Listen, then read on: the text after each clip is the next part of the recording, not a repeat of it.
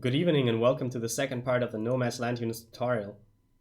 This video is part of a playlist. You can find the link to the first part in the description below, and I'll add the link to the next part soon. Let's start by talking about the changes that have happened to the T1 units since the last video. The Scout has been nerfed across the board, so it has got reduced speed, DPS and HP, which makes it no longer the best scout in the game, and it's actually on par with the other non-combat scouts of the other factions, no longer overpowered. The Barrager has gotten a small HP nerf. The HP has been reduced by 20 points. That is not a huge nerf, but since its RT capabilities are really bad, it can stay a little tanky, even as a hybrid between RT and mobile anti-air. And the Bandit has been renamed to Orbis. Now the name Orbis sounds antiqued, like straight from Romano-Hellenistic astrology. It's Latin for circle, ring, rotation, disc, or earth. And well, I guess, does this tank look like any of these? I don't really see any commonality with the Nomad lore and the faction design and this name. So the only alternative that had been suggested in the Nomads team was Marauder, and I think Marauder is a little overused in video games, which would make it generic. But I still think that Marauder is better than Orbis. It fits better to the Nomad lore. But I heard, on the other hand, that most Nomad models will be updated and some will be completely redesigned. So I guess there's a chance that Orbis might fit to any sort of new theme about the Nomads. It's too early to say for sure. Perhaps it could be changed again to fit the exact model it gets, if it doesn't fit. But in any case, Orbis is still better than Bandit, because Bandit is already used for something else, as you know from the last video. In any case, these changes clearly demonstrate how actively the Nomad mod is being developed. So again, thank you to Cookie Noob and his team. They're doing really great work, and hopefully this mod is going to be integrated into regular FAF at some point. Now you came here for the T2 units. Let's start with them. Again, we start with the T2 engineer, and the first thing I looked at was the design. So can you clearly distinguish the T2 engineer from the T1 engineer? And I believe you can. So you can see these colored triangles aren't present on the T1 engineer, and this cone is also more pronounced for the T2 engineer. So these are clearly distinguishable, and that makes it a solid model for sure. This is also a hover engineer, just like the T1 engineer, so this cannot be targeted by submarine torpedoes, and it makes it the tankiest hover engineer in the game. Not by much. You can take a look at the Seraphim engineer, and that's just 25 HP difference, but it's still worth noting that the Nomads T2 engineer is a very good engineer.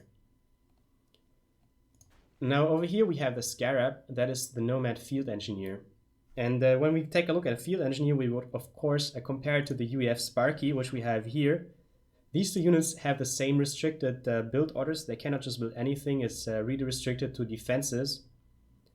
And well, the Scarab has less HP than the Sparky. It has no gun, but it has Team D. You can see this orange circle is the Team D range. And actually it also has this anchor toggle that immobilizes the unit, and it's going to boost the Team D range to the same level of a stationary Team D. You can see that here, that is stationary Nomad Team D, and that's really the same range, this stationary field engineer and this Team D. Now you gotta know that Nomad Team D is actually the same as UEF Team D, so it's pretty unreliable, but having mobile Team D in the form of a field engineer is pretty cool. So there's actually little reason for Nomads to ever build stationary Team D. As soon as they have access to any T2 factory, they can make field engineers and just anchor them and have this great Team D range. Now we haven't talked about the radar range yet. So when you don't have the anchor activated, the radar range is the same as the Spirit's radar range. Spirit is the best scout in the game in terms of radar range. And well, if you anchor it, it's going to be higher radar range for the Scarab. So that's pretty solid for a field engineer. And the Scarab actually also has this intel boost ability. So you can click that, and it's going to drain 50 power over around 12 seconds. That's around 600 power total.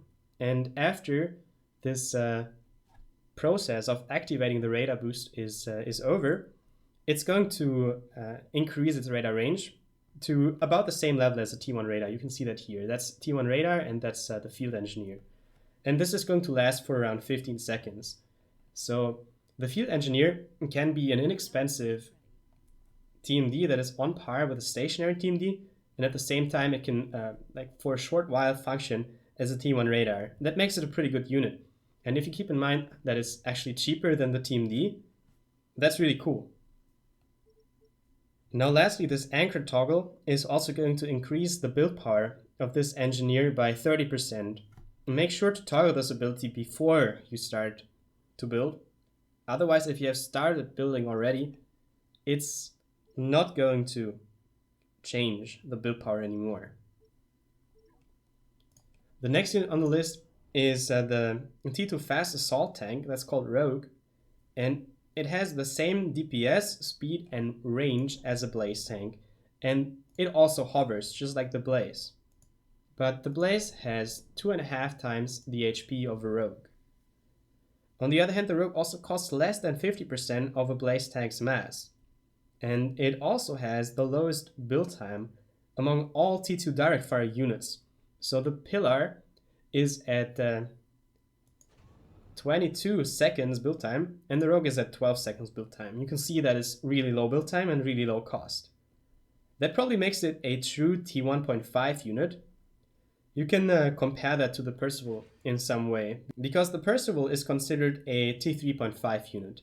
It is just too strong to be considered merely T3, and it can do fairly well against experimental if you have a group of Percivals. That's why people treat it like a T3.5 unit, something in between T3 stage and experimental stage. And the Rogue is sort of positioning itself in between the T1 and the T2 stage, and that's a very interesting concept, I believe. The high movement speed and the short build time give a Nomad player who is going fast T2 a huge speed advantage over anyone who is trying to go for T2 at a later time and building the more sluggish units. But just because this unit is interesting, it's not necessarily good. So T1 PD, gunships and bombers will definitely slaughter this unit. So if the player who is defending against rogues has T2 air or a couple of walls and point defense around their island, then this rogue tank is not going to fare particularly well. Now over here we have the heavy tank, the Brute, and the range and fire cycle of the Brute are the same as the Obsidian, so that's actually pretty bad. And the cost and DPS are the same as of a Rhino, but the Brute has slightly less HP than the Rhino. However, the Brute has the anchor toggle, and again, the anchor is going to make it unable to move, but it can buff the range of the unit by 30%. Speaking about movement, this is the second fastest heavy tank in the game after the Pillar. So all in all, a solid but not particularly great heavy tank. Over here we have the Sky Shell. Its current stats suggest that it's a low HP, low DPS, high range, high speed unit. That would make it extra effective against T1 air and inferior against T2 air compared to other T2 flak. But the stats will actually be normalized, and it's going to become like every other T2 mobile flak in the game after the next patch. Here we have the Avalanche MML. Its fire cycle is in between the Aeon's 10-second fire cycle and the Seraphim 7 seconds fire cycle. The Avalanche has a fire cycle of 8 seconds. It has the lowest HP among all MML, and it has 50 DPS instead of 60.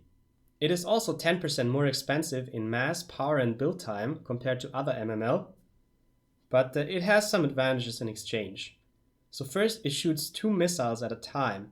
That makes it harder to stop with gun-based TMD as opposed to a flare-based TMD. So you know how Volcano is a flare-based TMD that distracts multiple missiles at a time? This one is not going to struggle against the Avalanche. But any gun-based TMD that actually tries to shoot at the missiles before they impact, this is going to struggle more against the avalanche. The avalanche can travel underwater, and it also fires from underwater. I can show that here. I'm just teleporting this unit underwater, and we are going to let it shoot. So you can see it's actually like a submarine is underwater and can shoot at a base from underwater. So that can probably be pretty abusable, but it's just underwater. It's not impossible to kill. So torpedoes can still take this out, and on more shallow water, some ground fire can also work out. Now, this has a bombardment mode, and this is going to double its fire speed, but it has really bad accuracy if you switch that on. So I recommend to use it for shields or clumps of units or structures, but certainly not single targets, because you need to keep in mind that mobile missile launchers don't have area damage, and without area damage, bad accuracy is really horrible to deal with. Now lastly, we have the Dominator EMP tank. EMP stands for electromagnetic pulse, and this is going to deliver stun to enemy units. It's a very weird unit. It barely deals any damage per shot. It really only stuns. It stuns non-ACU, non-experimental land units. This excludes support ACUs, so support ACUs are going to be stunned.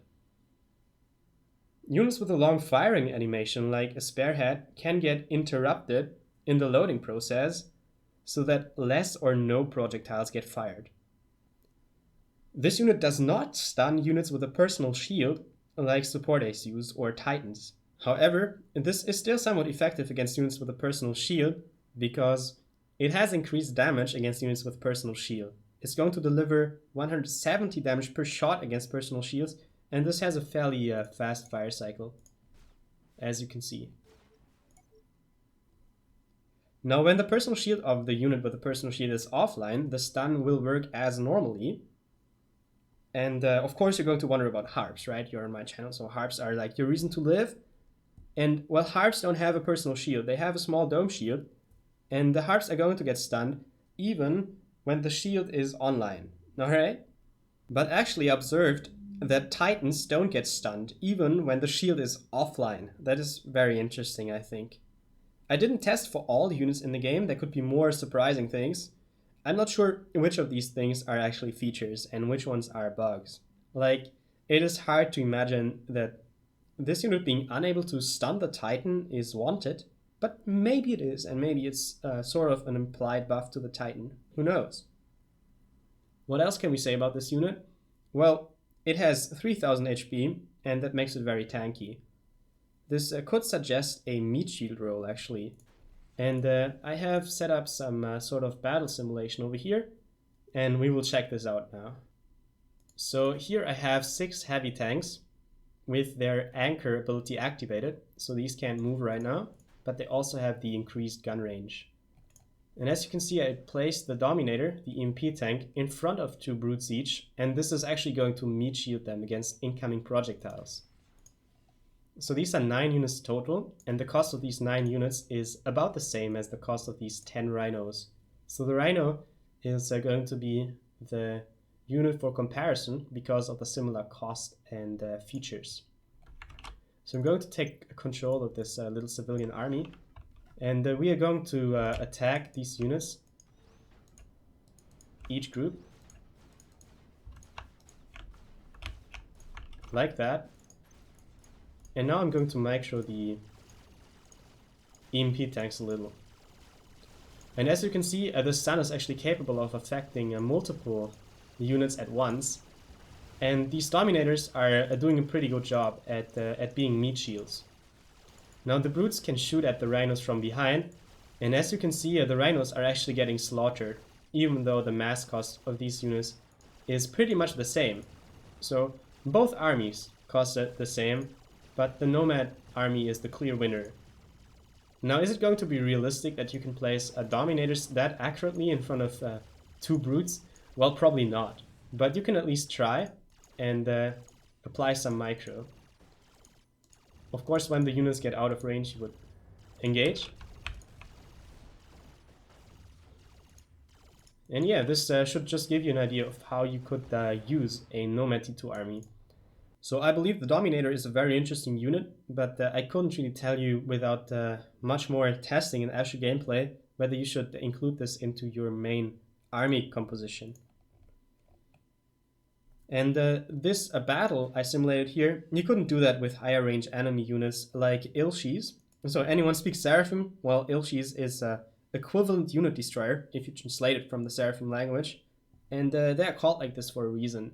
So a group of Ilshis would win against this Nomad army. I tested that too.